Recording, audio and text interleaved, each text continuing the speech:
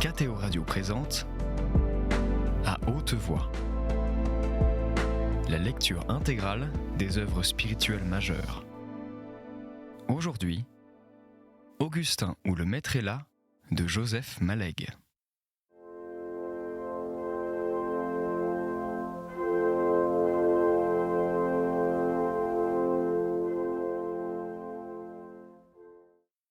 Vathon, dédaigneux, aurait continué de balancer de droite à gauche en inclinaison alternée son buste et ses deux mains jointes.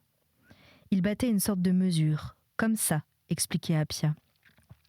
Assis sur ses deux talons, l'un pointe des pieds et les deux genoux portant sur le sol, Appia ressemblait à un fakir. Il pouvait être entre minuit et 1h du matin, mais Vathon démentit tout ce récit. 3 mois après, tout changea. Monsieur Bougot parlait, cette fois, de la philosophie politique en France au XVIIIe et XIXe siècle. Vathon n'avait bien entendu rien lu de Saint-Simon, ni de Fourier, ni de Proudhon. Il fit sa crise avec quelques extraits de Michelet et de 93. Elle prit la forme d'une tragédie en 5 actes. Le héros, ce serait sans doute Savonarole, ou quelques personnages hussites, ou peut-être Maure. Vathon n'était pas fixé, était brûlé vif par l'Inquisition. Il proférait en mourant des prophéties socialistes, d'ailleurs couvertes par le crépitement du feu. Marguillier mit la main sur un des brouillons, où l'on pouvait lire parmi les ratures des vers sur le ton des châtiments « Ma haine des tyrans sort comme une huée des gouffres de l'esprit que sonde le songeur. » Marguillier trouvait cela pas trop mal. Le prophète promis au bûcher aimait une jeune fille douce, triste et un peu folle.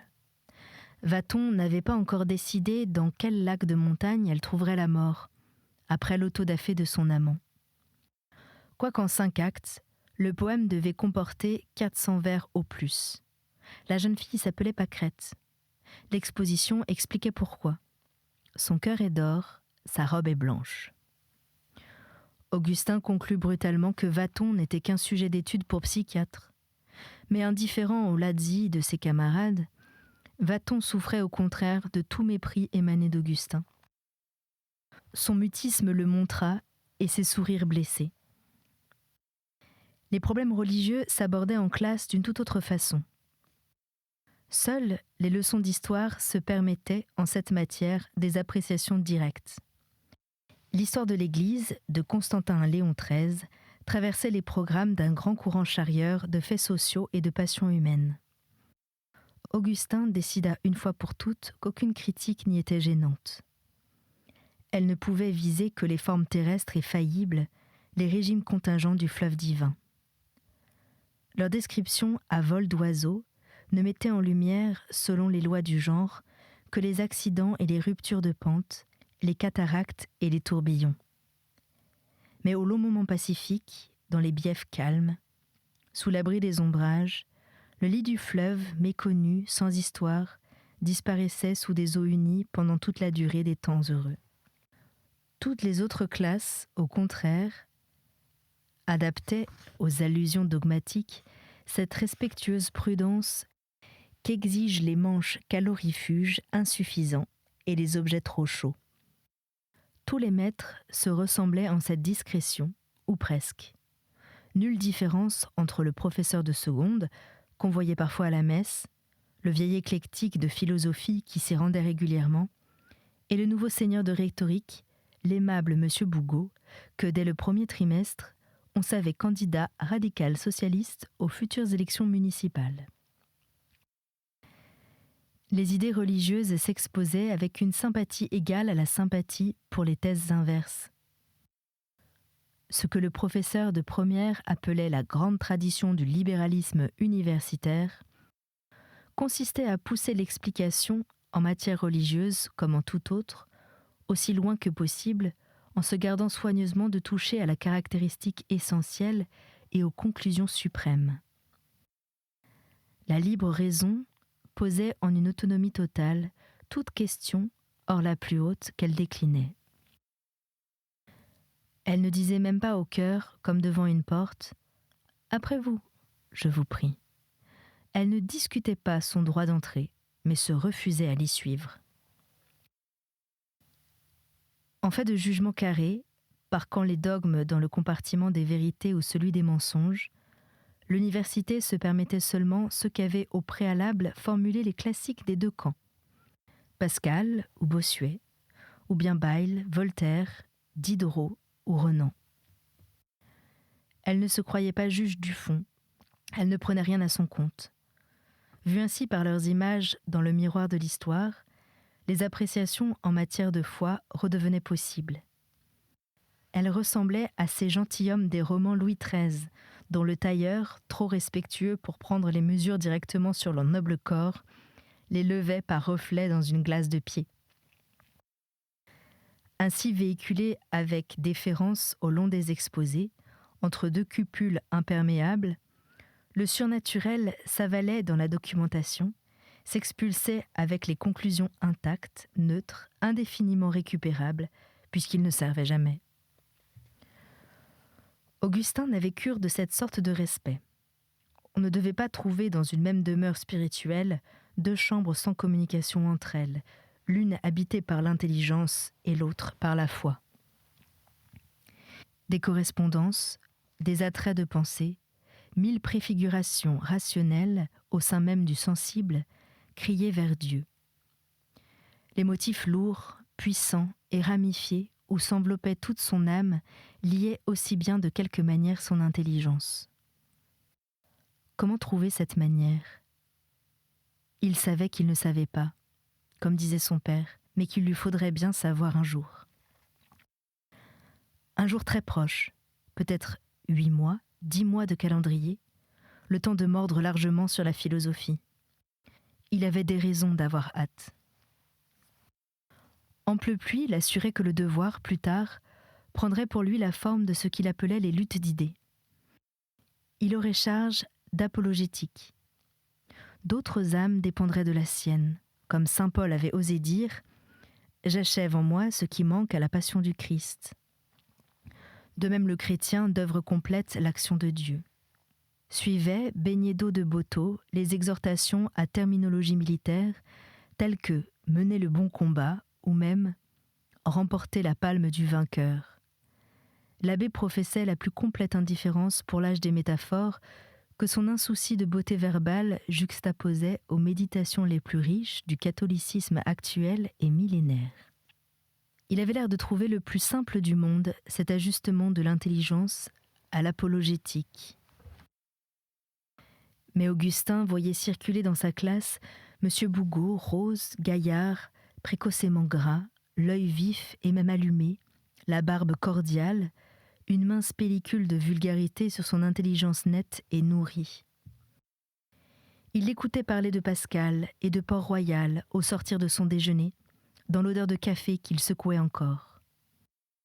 Il voyait que les choses religieuses se discutaient comme les autres, comme n'importe quel état de sensibilité, comme tout fait d'histoire. Qu'on eut le soin, M. Bougot le prenait avec un ostensible scrupule, de placer toute recherche sur leur nature dernière en réserve sur de hauts rayons d'étagère, à l'abri des mains d'enfants, cela ne lui faisait pas croire qu'elles le fussent aussi des mains d'hommes. Assis au premier des 8 bancs, en face de la carte d'Europe au traité de Westphalie, on s'encastrait la tête de M. Bougot. Il arrivait à Augustin de deviner, blotti au creux du fameux libéralisme et riant dans ses plis, quelque ironique tolérance des choses dont il sentait avec une soudaine violence combien elle lui était chère.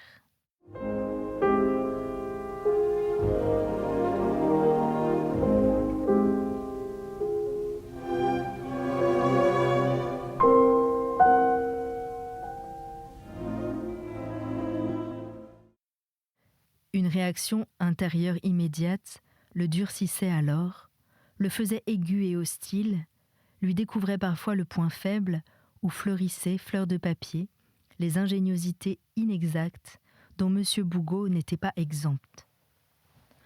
Plus souvent, elle le laissait en proie au vain désir des réfutations écrasantes et à l'impatience de se trouver, pour quelques mois encore, désarmé. Une fois même il reçut, des négations devinées, une sorte de plaisir subtil, acidulé et complice, peu sûr de sa légitimité, consenti plutôt que voulu, subi plutôt que consenti, relâchement de liens autoritaires, léger souffle libre courant sur la peau. Cette impression l'effraya. Tout ce petit drame échappait à M. Bougot. Il sentait, fixé sur lui, le suivant dans la mobilité de ses allées et venues, les yeux de cet enfant qu'il estimait infiniment. Il ne devinait pas, ni ne se figurait qu'il y eût quelque chose à deviner. Eût-il compris, c'était simplement la crise d'un garçon de 15 ans, crise de croissance. Elles ennoblissent l'enfant qui grandit. Les vacances de Pâques allaient commencer. Les prédications religieuses traditionnelles occupaient la dernière quinzaine de carême. Conférences réservées aux hommes, scénarios de dialogue, appels habituels aux confessions, toute une apologétique populaire à gros grains, culminant en l'aigre semaine sainte, baignée de pluie, de froid et de bourrasque. Dans la rue au couvent, qu'il traversait avec son père, Augustin retrouvait certains souvenirs d'arbres débordant par-dessus les murailles et la poudre verte des feuilles naissantes. Le vent frappait de dos leurs deux parapluies. Ni Augustin ni son père ne recherchaient l'occasion de conversations intimes sur des sujets de vie chrétienne. S'il arrivait au professeur d'en parler, ce qu'il faisait avec profondeur, quelque chose de plus que du respect, et aussi un peu de cette familiarité des gens de la partie, spécialistes ou curés. C'était toujours d'une manière générale, à propos de quelque sujet moral ou littéraire, ce qui dépersonnalisait la chose, la déchargeait de son potentiel. On ne se passe pas d'idéalisme religieux, dit-il en réponse aux remarques d'Augustin sur M. Bougot. Ces deux formes de la pensée, l'esprit scientifique et les certitudes morales, ces gens suppriment la seconde et étendent la première à tout l'être. Une bourrasque de vent retourna son parapluie, qu'Augustin dut lui prendre des mains et refermer. « Attendons un instant là, fit-il. » Des affiches bleues, nouvelles, posées à la porte de l'abbatiale, appelaient les fidèles à la mission, parmi d'autres qui annonçaient des pèlerinages à prix réduit, à Rome et en Palestine. Ils étendent la première à tout l'être, continua-t-il d'un ton de mélancolie rêveuse. La foi dépose en partant tous ses voiles, mais Caliban les trouve et s'en revêt. Augustin le savait, il n'irait pas au-delà, et toute pénétration dans le champ étroit d'une autre vie religieuse, même si son fils l'y conviait, il s'en gardait comme d'une indiscrétion. Au demeurant et malgré l'apparence, cette période de l'année se prêtait moins qu'aucune autre à une conversation précise sur des problèmes de vie chrétienne et de pratiques confessionnelles. On ne pouvait savoir si M. Méridier, suivant la terminologie courante, faisait ses Pâques, qu'il avait certainement faites, en ces années de très jeune professeur. Il ne communiait ni pendant la Semaine Sainte, ni le jour de Pâques à la messe des hommes, ni à aucune des messes ultérieures, ni à aucun des dimanches qui suivaient. Augustin se rappelait une certaine scène très brève entre ses parents, quand il avait 8 ou 9 ans, d'un tragique voilé très perceptible à un enfant. Madame Méridier demanda devant le petit garçon, imprudence dont elle se repentit, quel jour et à quelle messe son mari s'approcherait de la Sainte Table. « À cause du déjeuner », ajouta-t-elle avec toute la gaucherie d'un jeu de mots non voulu. On était au jeudi saint. « Le temps du festin pascal est-il fini ?» fit-il d'une suavité glacée. « Ou l'abrège-t-on à cause de moi ?» Personne n'osait parler devant l'enfant. Le père reprit peu après son aménité habituelle. Augustin devait comprendre d'autant moins cette abstention que, d'habitude, le père accompagnait à la messe sa femme et les enfants, pourvu que ce ne fût pas à la messe des patronages. Au lieu du missel, il prenait alors un évangile, l'imitation ou les psaumes, dont il avait des exemplaires en latin. Il les lisait avec cet air de goûter lentement, et parfois, ce demi-sourire qu'Augustin connaissait bien, qui lui voyait, par exemple, à lire Virgile. Plus tard, il s'en étonna pour d'autres raisons encore. La lecture du professeur était considérable, en particulier sur l'histoire du sentiment religieux et mystique à la fin du XVIe et au début du XVIIe siècle. C'était le sujet général où s'encadrait sa thèse. Les bibliothèques ecclésiastiques de la ville avaient été dépouillées par lui dans la limite de ses loisirs. Il existait à l'évêché, au grand séminaire et chez quelques chanoines qui se les transmettaient de l'un à l'autre à cause de mort, comme disent les actes notariés, de beaux vieux livres de coton, de Bourdoise, d'Eudes, de Condren. La bibliothèque municipale conservait un fonds provenant de l'ancienne abbaye de Bois de Chaux-de-Fonds, avec catalogue en calligraphie du XVIIe siècle. Le professeur avait passé là de belles heures, dans les salles basses du vieux couvent des Jacobins, où se trouvaient les archives départementales et la bibliothèque. En ce que son père avait écrit, Augustin discerna plus tard une certaine richesse et hauteur de pensée, où tout n'était pas consentement. Pourquoi s'arrêtait-il à cette demi-pratique ? Répugnance sentimentale à la confession ? Indifférence dogmatique ? Respect humain ?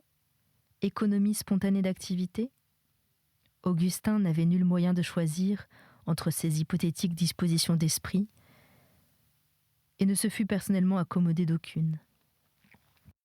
Il comprit plus tard que les choses étaient plus complexes qu'il ne supposait à cette date.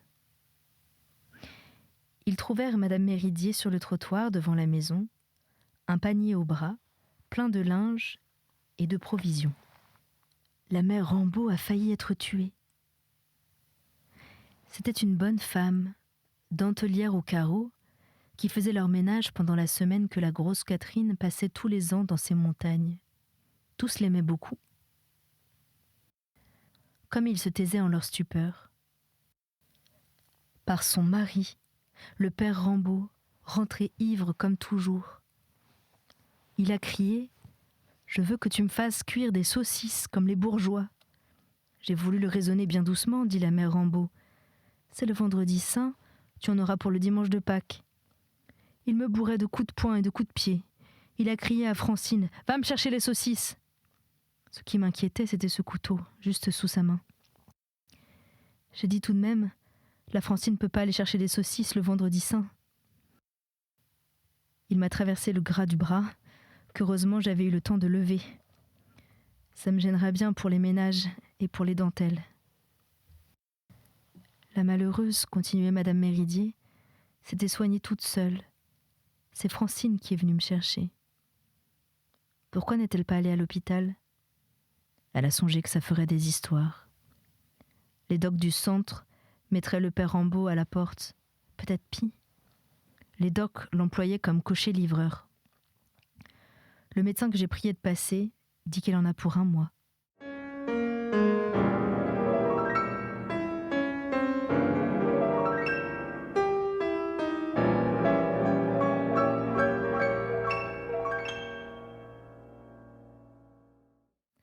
Comme il montait l'escalier, M. Méridier demanda « Dirons-nous avec Pascal, je ne crois que les témoins qui se feraient égorger. » Chapitre 3.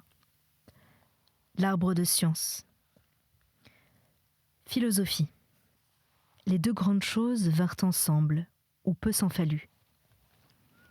Augustin traversa le bourdonnement du baccalauréat et la grosse mention sensationnelle comme un prolongement des distributions de prix pour lesquelles il y mettait docilement l'horreur paternelle. Mais il apprécia le petit voyage. La ville de faculté était territoire vinicole. Ils mangèrent des ragoûts noirs dans un restaurant de marchands de vin, plein de la forte odeur de gros crus du pays.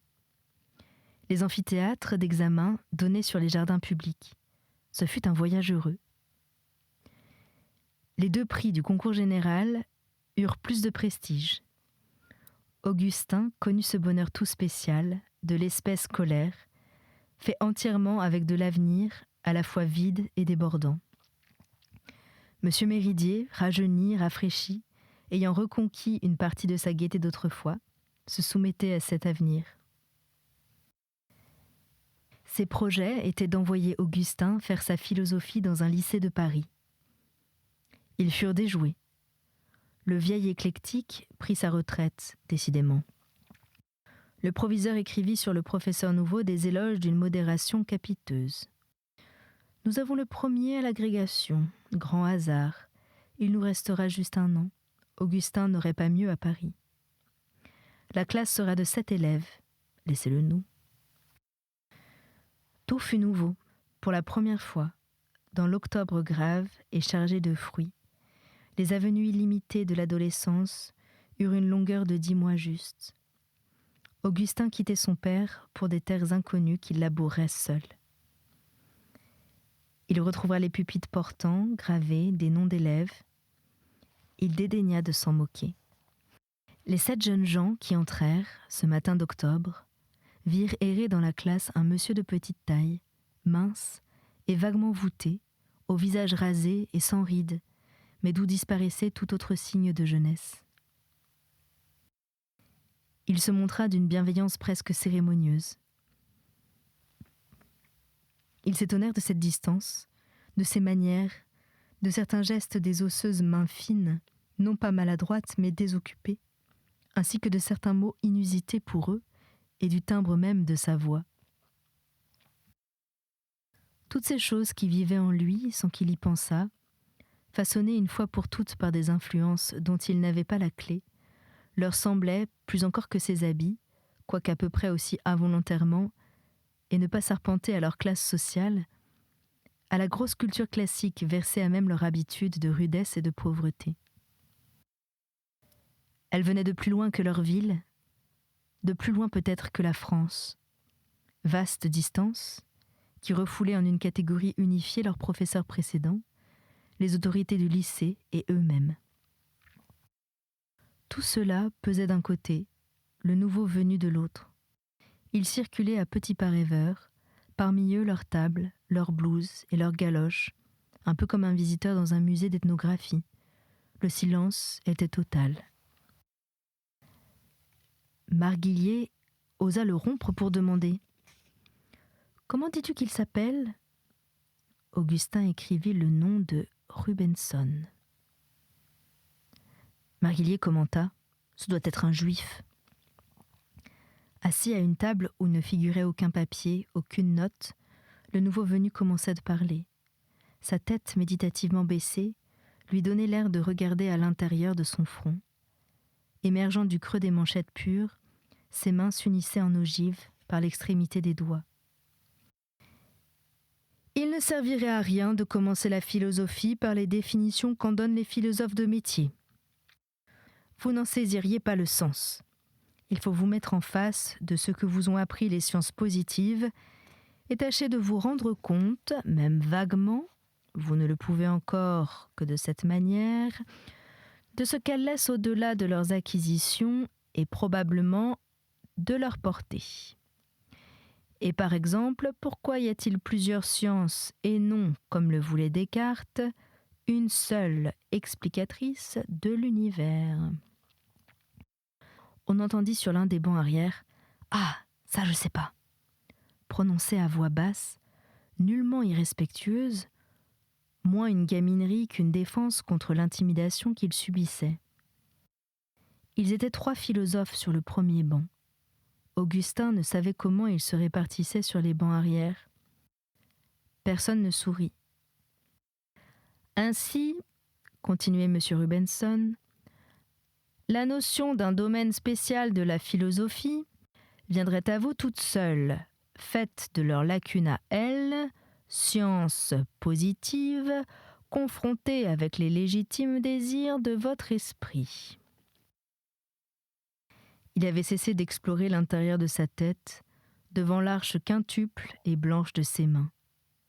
Mais les yeux dans leurs yeux, il continuait avec la même absence de hâte et la même maîtrise, ayant sans doute besoin pour se lancer, tel un train pour un grand voyage, d'une sorte de lenteur préalable et de lourd envol. Au bout de quelques minutes, il quitta sa chaise et se mit à discourir en marchant.